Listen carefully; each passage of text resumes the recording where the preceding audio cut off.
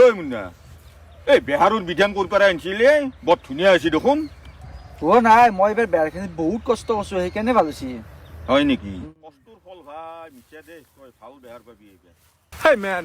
what is this yellow flower? বাপা গুৱাহাটীত যাবা 7 দিন হোৱা নাই মুখত ইংলিছ আহিলে Hey man, what he's saying? I say this is a flower, my garden, but this is a frog, this is a piece, this is a bed, this is a satire, this is a bed, this is my garden, this is a this is my Oh, Zutka, কেনে English জানে শুনে মই নাজনে বুলি level মাৰিব আছিলো ইয়াৰ পৰা পলোৱাটো ভাল হ'ব ওকে বাই বাই বাই ঐ মুন্না তই দেখোন কি ইংৰাজী জানা হাই ক'ত শিকছে হাই মোকো অলপ শিকোৱাই